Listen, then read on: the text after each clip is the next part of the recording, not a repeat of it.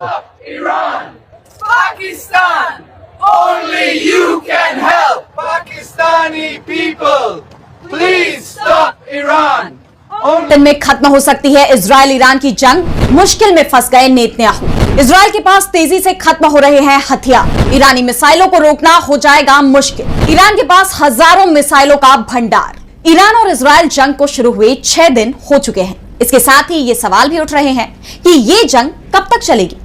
शुरुआत में तो दावा किया जा रहा था कि 2-3 दिन की जंग के बाद अमेरिका की एंट्री होगी और दोनों ही देश सीजफायर को तैयार हो जाएंगे। लेकिन ईरान की तरफ से साफ मैसेज भेज दिया गया कि पहले वो इजराइल को सबक सिखाएगा और उसके बाद ही कोई बात करेगा। इस समय हालात ये है कि दोनों ही देश एक दूसरे पर पूरी ताकत से हमला कर रहे हैं।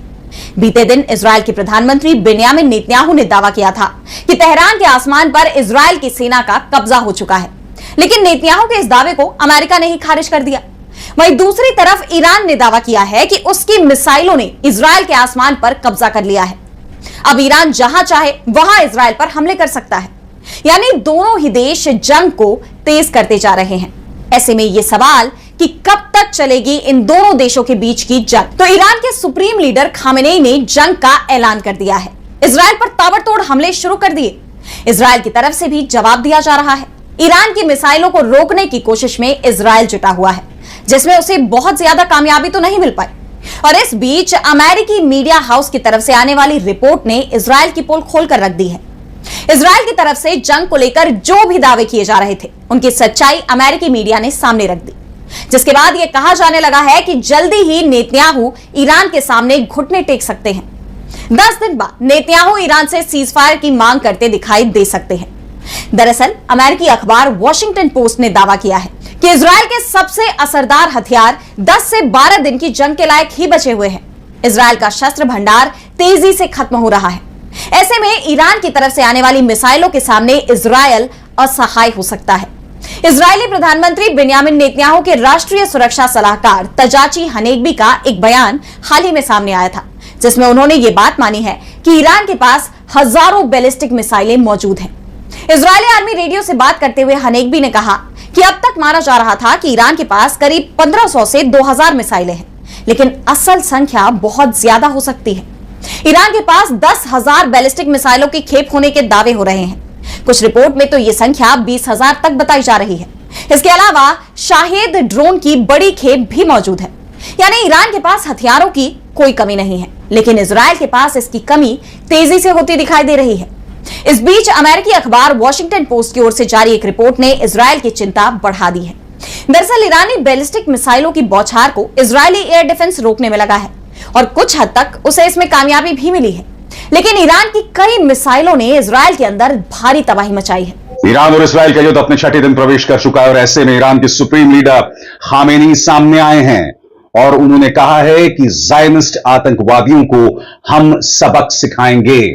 इस बीच अमेरिकी राष्ट्रपति डोनाल्ड ट्रंप ने संकेत दे दिया है कि अमेरिका अब ईरान और इस्राइल के बीच चल रहे युद्ध में कूदने वाला है और उन्होंने यह तक कह दिया है कि हम ईरानी सुप्रीम लीडर को जब चाहें मार दें। क्या अमेरिका के लिए ऐसा करना आसान होगा? और सबसे बड़ी बात दोस्तों, आज इस कार्यक्रम में हम इस बात की चर्चा भी करेंगे कि किस तरह से इस्राइल पूरी तरह से अमेरिका पर आश्रित है। जी हां, खबर पर गौर कीजिएगा, इस्राइल के इंटरसेप्टर मिसाइल्स खत्म हो रहे हैं, जिसके चलते ईरान कई जगहों पर हमला कर रहा है। मगर इसका मतलब यह नहीं है कि इस्राइल अभी संघर्ष में पीछे है। इस्राइल भी अपने मन मुताबिक तेहरान में जहां चाहे वार कर रहा है, मगर इसमें दो राय नहीं है दोस्तों। डोनाल्ड ट्रंप का जो रवैया है वो निहायत ही शर्मनाक है। ट्रंप ये बयान दे रहे हैं आम तेहरान वासी को कि तुम तेहरान खाली कर दो। तेहरान, जहां तक मैं जानता हूं, न्यूयॉर्क से बड़ा। इजराइल और ईरान के बीच जंग का अंजाम पता नहीं कौन सा रुख अख्तियार करने वाला है, लेकिन अगर 2-4 दिन भी ईरान के हमले को ना रोका गया तो इजराइल के लोग मुल्क छोड़कर यूरोप भाग जाएंगे, जहां से वो 70 साल पहले फिलिस्तीन पर कब्जा करने के लिए आए थे। जिन फिलिस्तीनियों के घर मकान पर कब्जा करके ज़ायोनिस्ट ताकतों ने फिलिस्तीनियों के उनके घर मकान दुकान खेत खलियान से बेदखल कर दिया, जिन लोगों ने फिलिस्तीनियों के घर मकान दुकान खेत खलियान पर कब्जा कर लिया, जिन फिलिस्तीनियों को बेघर कर दिया, आज वही हाल इजराइल के साथ हो रहा है। आज वही ज़ायोनी रिज्म के साथ हो रहा है। इसराइल पर ईरान के हमले की वजह से अब नेतन्याहू पर इसराइल के लोगों को भरोसा नहीं रहा। लिहाजा नेतन्याहू ने किसी भी इसराइल को मुल्क छोड़कर जाने पर रोक लगा दी है। लेकिन इजरायली लोगों पर रोक लगने वाला नेतन्याहू ईरान के हमलों पर रोक नहीं लगा रहा है। ईरान बेखौफ तरीके से इसराइल पर हमला कर रहा है। हजारों इजरायली इस वक्त बेघर हो चुके हैं, अपना घर मकान छोड़कर सिर छिपाने के लिए शेल्टर की तरफ भाग रहे हैं। ईरान के हमले की वजह से इसराइल के भीतर ही गजा के जैसे हालात बन चुके हैं, जहां ईरान के हमले से खंडर ही खंडर नजर आ रहा है। इजरायली लोगों को अपना घर मकान छोड़कर भागना पड़ रहा है। ऐसा लग रहा है कि ट्रंप या तो पागल हो गया है और या तो इजराइल के सामने वो बेबस हो गया है। हो सकता है इजराइल के हाथ में उसका कोई ऐसा राज हो जिसके चलते वो इजराइल के इशारों पर बंदर की तरह नाच रहा है। कल उसने एक के बाद एक पोस्ट किया ट्रुथ सोशल पर और उसको ट्विटर पर शेयर किया। जब उसने लिखा कि अनकंडीशनल सरेंडर, बिना किसी शर्त के सरेंडर, तो मुझे तो ऐसा लगा कि ट्रंप ये कह रहा है कि मैंने इजराइल के सामने, मैंने नेतन्याहू के सामने अनकंडीशनल सरेंडर कर दिया, मैं पूरी तरह से सरेंडर हो गया नेतन्याहू के सामने। ईरान उसने लिखा नहीं था, ईरान उसका इरादा था, लेकिन पढ़ के मुझे पहली बात यही लगी कि असल में ट्रंप खुद सरेंडर हो गया है। लगातार धमकियां दे रहा है, सड़क के गुंडों की तरह धमकियां दे रहा है। हमें पता है कि खामनेई कहां हैं और हम उन्हें कभी भी मार सकते हैं लेकिन नहीं मारेंगे, फला ढिमका, ये वो। कल पूरा गोदी मीडिया भी नाचने कूदने लगा जैसे बस ईरान खत्म हो गया। डिटेल्स में जाने से पहले दो एग्जाम्पल आपको दूंगा। पहला एग्जाम्पल वियतनाम का है। अगर आपको नहीं पता है तो जाइए गूगल पर सर्च कीजिए वियतनाम वार, और मैं सोच रहा हूं वियतनाम वार पे एक अलग से वीडियो बना दूं ताकि दुनिया जान पाए कि अमेरिका का जो अहंकार था, अमेरिका का जो गुमान था, वो किस तरह से टूटा एक छोटे से मुल्क वियतनाम के सामने, जहां से दुम दबा के उसको भागना पड़ा। दूसरा एग्जाम्पल आपको देता हूं अफगानिस्तान का, जिसके बारे में आप में से ज्यादातर लोग जानते होंगे क्योंकि अभी हाल में हमारे सामने की घटना है। बड़े गुमान के साथ गया हुआ था अमेरिका अफगानिस्तान में, वहां रशिया की समर्थक सरकार को गिराया और उसके बाद उसको लगा कि अफगानिस्तान का जितना अफीम है, अफगानिस्तान के जितने सोर्सेज हैं और अफगानिस्तान के जितनी जमीन है, उसको वो पूरी तरह से अपने कंट्रोल में करके रखेगा। हुआ क्या? करोड़ों अरबों खर्च हुए, कितने अमेरिकी सैनिक मारे गए, कितने अमेरिकी हथियार बर्बाद हुए, पाकिस्तान का पूरा सपोर्ट रहा इस बीच में अमेरिका को। लेकिन हुआ क्या? अफगानिस्तान से दुम दबाकर भागना पड़ा अमेरिका को। तो अगर किसी को यह लगता है कि ईरान में अमेरिका बस गया, ईरान तबाह हुआ और अमेरिका उसके ऊपर कब्जा कर लेगा, तो उसको कम से कम ये दो कहानियां याद कर लेनी चाहिए।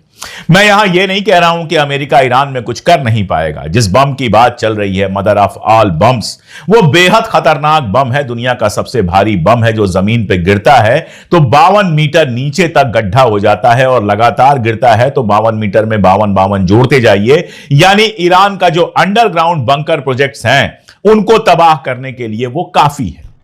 लेकिन हथियारों के खत्म हो जाने से भी जंग खत्म नहीं होती है। दुनिया का इतिहास इसका गवाह है।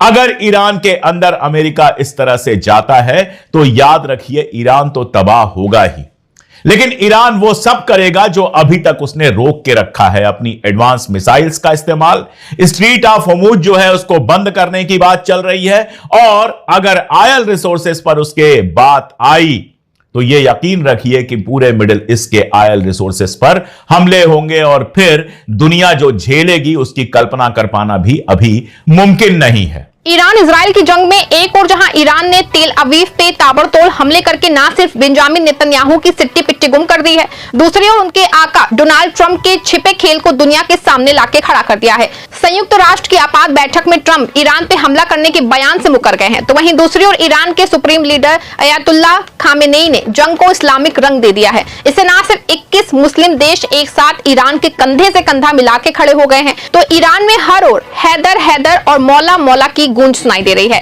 इससे ईरान की पूरी जनता एक बार फिर से जोश में है। ईरान के हमले से कैसे बेंजामिन नेतन्याहू की सिट्टी पिट्टी गुम हो गई है और कैसे डोनाल्ड ट्रंप को पूरा जो खेल है उनका वो सामने आ गया है। अयातुल्लाह खामेनेई ने एक्स पे ऐसा क्या लिख दिया है कि पूरा मामला किसी भी जंग में दुश्मन को पहले से ही कमजोर समझ लेना सबसे बड़ी गलती, और ये गलती इत्तेफाक से अमेरिका और इजराइल से हो गई। अब हो गई तो हो गई, और इसीलिए जब ईरान ने पहली बार पलटवार किया, रिटेलिएट किया इजराइल पर, तो अमेरिका को भी दिन में तारे नजर आ गए। इजराइल ही नहीं हिला, वॉशिंगटन भी हिल गया। सच्चाई है आज की तारीख में कि ईरान की जो टेक्नोलॉजी, जो मिसाइल टेक्नोलॉजी, जो मिलिट्री टेक्नोलॉजी है, इसके निशाने पर, इसकी जद में इजराइल की हर एक इमारत है। और कहने वाले कह रहे हैं कि ईरान की जो हाइपरसोनिक मिसाइल है वो इजराइल के प्रधानमंत्री नेतन्याहू के घर के करीब तक पहुंच गई है। यह अलग बात है कि अमेरिकी मीडिया ने इस बड़ी खबर को दबा दिया। अब दोस्तों, जिस तरह से ईरान हावी है, ताबड़तोड़ हमले कर रहा है इजराइल पर, जिसको लेकर दुनिया सकते में, सबको ताज्जुब हो रहा है कि ईरान अचानक इतना बड़ा पावर कैसे बन गया। दरअसल ये कोई चमत्कार नहीं है। ईरान जो कुछ, जिस तरह से इजराइल को और अमेरिका को बैकफुट पर ले जा रहा है, ये कोई सरप्राइज नहीं है, बल्कि 20-25 वर्षों से ईरान लगातार मिलिट्री और मिसाइल टेक्नोलॉजी पर रिसर्च कर रहा है। और उसका जो रिसर्च और डेवलपमेंट है, आप कह सकते हैं कि वो चाइना, रशिया, फ्रांस और अमेरिका के बिल्कुल करीब है। और इस कड़ी में ईरान की जो हाइपरसोनिक मिसाइल है फतेह, जो साउंड की, ध्वनि की स्पीड से 5 गुना 10 गुना ज्यादा है उसकी रफ्तार, उसको अमेरिका का एयर डिफेंस सिस्टम रोक नहीं पा रहा है, उसको इजराइल का एयर डोम रोक नहीं पा रहा है। और इसीलिए ईरान जहां चाह रहा है उस इमारत पर मिसाइल गिरा रहा है। अब चाहे वो मोसाद का दफ्तर हो या फिर डिफेंस का हेडक्वार्टर हो, यहां तक कि अमेरिका की एम्बेसी है, वहां तक भी मिसाइल ईरान की हमला कर रही है। अब दोस्तों, क्योंकि ट्रंप साहब मूलतः जो है वो एक बिजनेसमैन है, वो एक व्यापारी है, इसलिए ईरान की जो ताकत देखकर वो चाहते हैं कि कंप्रोमाइज हो जाए। इसीलिए उन्होंने कल भी स्टेटमेंट दिया था और आज भी इस बात को दोहराया है कि अगर ईरान युद्ध विराम करता है तो कई बातें ईरान की मानी जा सकती हैं। ये ट्रंप साहब का ऑफर है, बिजनेसमैन ट्रंप का ऑफर है। उधर ईरान का कहना है, जो ईरान के सर्वोच्च नेता हैं खामनेई साहब, खामनेई का कहना है कि नहीं, जंग तभी खत्म होगी अब जब ईरान की सारी शर्तें मानी जाएंगी। जितने भी टर्म्स एंड कंडीशंस हैं वो अब ईरान डिक्टेट करेगा। ये ईरान का वर्जन है। अब आप कह सकते हैं कि इसका मतलब यही है कि फिलहाल इस जंग में ईरान झुकने को तैयार नहीं है, क्योंकि 25-30 सालों से इस जंग की वो तैयारी कर रहा था। होमवर्क ठीक था ईरान का। अब दोस्तों, जिस तरह से जवाबी कार्रवाई चल रही है, ईरान हाइपरसोनिक मिसाइल दाग रहा है, उधर इजराइल भी मोसाद के जरिए बहुत ही स्पेसिफिक टारगेट्स पर स्ट्राइक कर रहे हैं तेहरान में। अब ये जंग किस मोड़ पर जाती है? क्या ये युद्ध महायुद्ध में तब्दील हो जाता है और कहीं ना कहीं अमेरिका, फ्रांस और ब्रिटेन इजराइल के पीछे खड़े हो जाते हैं? क्या ये युद्ध तीसरे विश्व युद्ध की तरफ मुड़ जाएगा? ये तो मैं आगे बताऊंगा, लेकिन अभी तक जो 4-5 दिन का युद्ध हमने देखा है, 4-5 दिन का, उससे तीन बातें ईरान ने साबित की हैं। दुनिया को 3 बड़े मैसेज ईरान ने पहली बार दिए। नंबर 1 चीज, for the first time Iran ने यह साबित किया है कि उसकी जो मिलिट्री टेक्नोलॉजी है, खासकर हाइपरसोनिक मिसाइल, वो टेक्नोलॉजी अमेरिका, रशिया और चाइना, अगर इससे ज्यादा नहीं है तो कम भी नहीं, यानी कहीं ना कहीं ईरान अमेरिका, रशिया और चाइना के लीग में खड़ा है। ईरान के सुप्रीम लीडर जिन्होंने कहा है द बैटल बिगिंस, यानी युद्ध शुरू हो चुका है, और आगे कहते हैं हमें ज़ायनिस्ट आतंकवादी सरकार को जोरदार जवाब देना होगा, हम ज़ायनिस्टों पर बिल्कुल भी रहम नहीं दिखाएंगे।